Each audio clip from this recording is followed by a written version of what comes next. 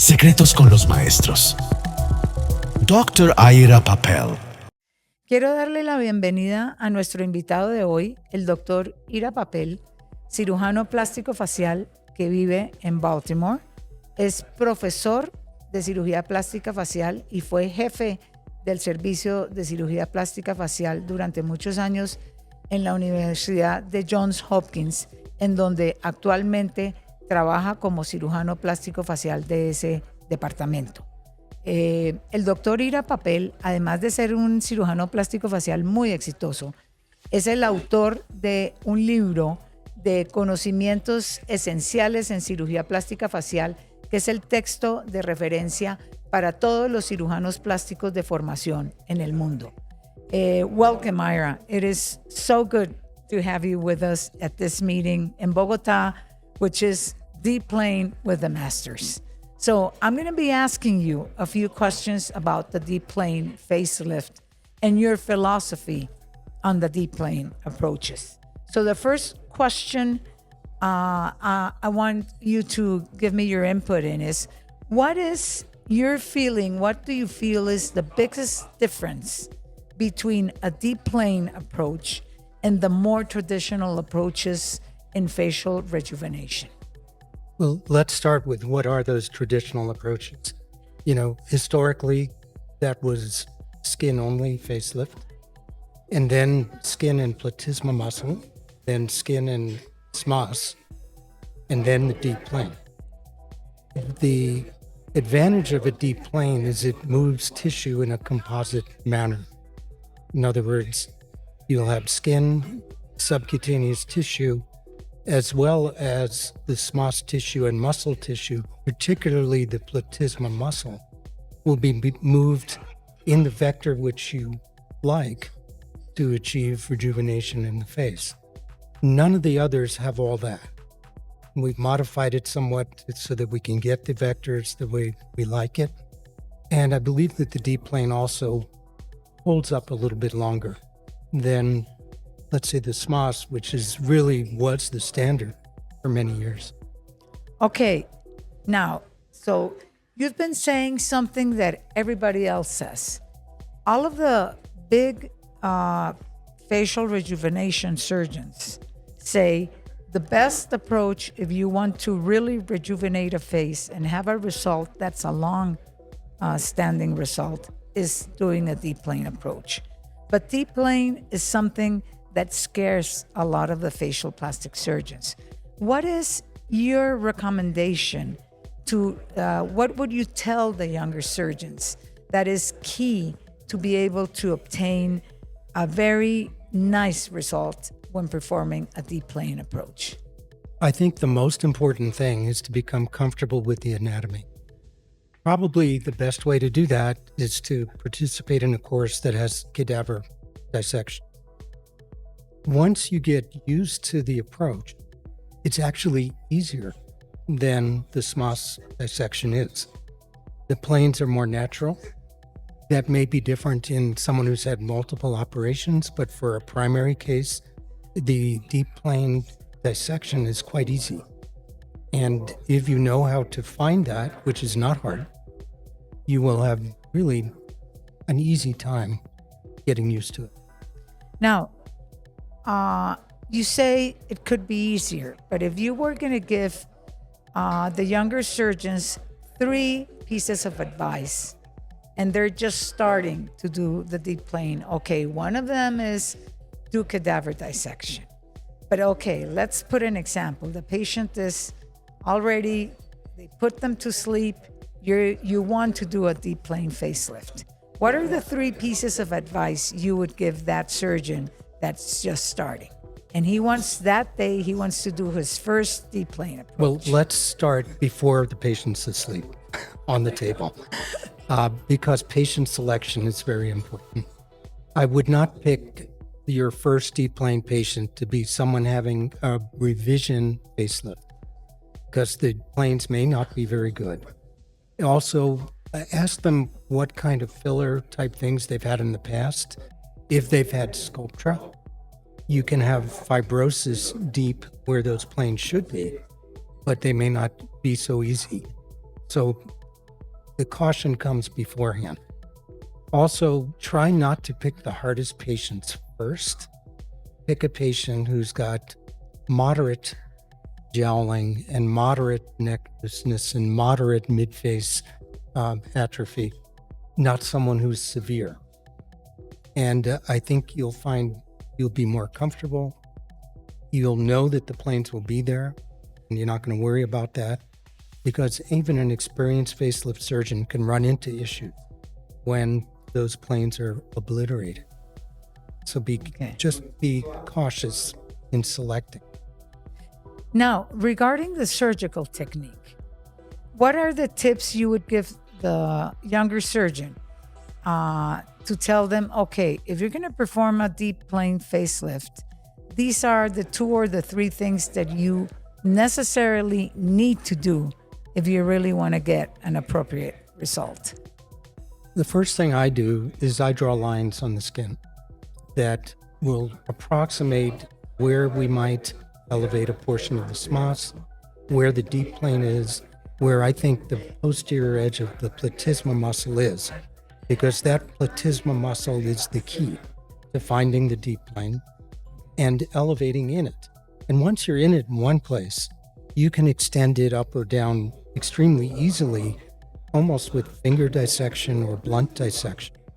And that's why I say it's easier, because once you're in that plane, it's actually easier to elevate a deep plane than a SMAS plane, because you have a wider range of loose tissue, areolar tissue. And there's only one area that would be difficult, and that's the zygomatic ligament eye. The rest of them are very easy. And with the SMAS, I always had trouble figuring out, well, how far can I take this before I run out? And occasionally you did. And then the anterior SMAS was very thin, and it would tear. Now you don't have to worry about it, as long as you're in the proper deep plane. What scares people, it's obviously the facial nerve. Yeah. And if you elevate on the right plane, the parotid-mesenteric fascia, it's a very thin plane between the facial nerve and where you are. But if it's a virgin plane and you're easily dissecting, it's pretty hard to hurt anything with blunt dissection. Now, you were speaking briefly about the zygomatic ligaments, and that I think is the headache for most people. Mm-hmm. This mid-face portion is what really freaks people out. And so you feel that many times people are aggressive in the lower third. They pull a lot, and then this is stuck. Mm-hmm. So what would be your tip for people to tell, how can they really start freeing this without freaking out in the middle of surgery? Well, I found that same problem when I started with the deep plane. And the instinct is to dissect the upper part first and then come down, but that's actually harder to do. If you elevate under the platysma inferiorly, either in the upper neck or around the angle of the mandible, and then elevate from inferior to superior, you run into first your pre-parotid ligaments, which are very easy to release. And as you keep going up, you're going to reach the zygoma, and the only thing left is going to be that zygomatic ligament. And it's much easier to isolate it and to dissect it a little bit. You never can see the ligament. It's really a fibrous expansion. It's not a real ligament. And then you can release it either with scissors or a scalpel up high, closer to the skin and away from the zygomatic muscles, which is where the nerve is beneath it. And you have a lot more confidence in doing that, and you can see it better.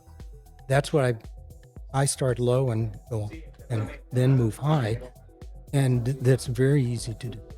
So I think that's a very nice tip, because for people who are just starting, that could be easier, because my limited experience, because I don't do as many faces as noses, is that this area is easier to get in the proper plane than going from superior to inferior. I could not agree more with you.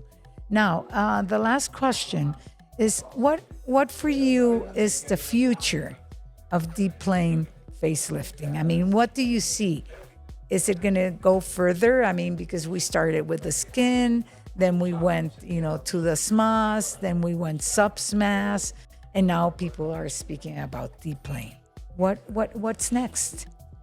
Well, one thing that the Deep Plane has allowed us to do is actually reduce the amount of dead space when you're finished. I mean, you're not elevating the skin as far. You're going just a little bit beyond where the platysma muscle is. There's nothing to gain by going much further. So when you're putting in your suspension sutures, when you're moving everything up in that superior and posterior vector, every time you do that, you're reducing the potential space for which you can have bleeding under the skin, hematoma, etc. And I think for me, that's a big deal. Using TXA has been a game changer. Stopped using drains and haven't had any problem with that since. Ecmosis, edema is far less. And we just put compression on it overnight, then very simple compression with a elastic wrap after that. And the amount of hematomas, seromas has gone down to close to zero. Occasionally someone has a little bit of fluid, but there's not much space for it anymore. We used to have these big areas of potential fluid buildup, and now it's probably a quarter of what that was. And that makes a big difference. Also makes things safer.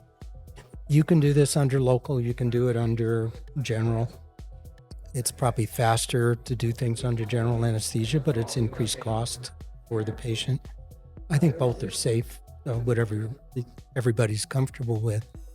But I think we're going to see incremental increases in safety over time with small things. Like we were talking about having the SMAS attached to the Deep Plane, and that way you get a much stronger superior elevation, which is going to help your cervical metal angle and your around the angle of the mandible quite a bit. That was the advantage of the SMAS that was lost with the Deep Plane. Now we have that vector back, and that helps also. Well, that's exciting because I really feel, so then we go back to basics, which is really interesting because then the key is anatomy. Mm-hmm. And if we know the anatomy, if we've done the cadavers, then we're going to be more comfortable, but also our patients are going to be safer. Right. Master the anatomy and you'll master the operation. You'll feel much more confident. Yeah. And I think your patients will be safer too. Well, Ira, thank you very much. Quiero darle las gracias al doctor Papel pues por esta excelente entrevista. Creo que le hemos dado unos tips muy importantes a nuestros oyentes, porque es que esto no es simplemente hacer la cirugía de moda, sino que hoy en día la ritidoplastia o el lifting de plano profundo es la cirugía que está mandando la parada y que va a seguir mandando la parada en rejuvenecimiento facial. Ira, vienes mucho a Colombia, te queremos mucho, eres nuestro amigo. Bienvenido siempre, esta es tu casa. Muchas gracias, Roxana.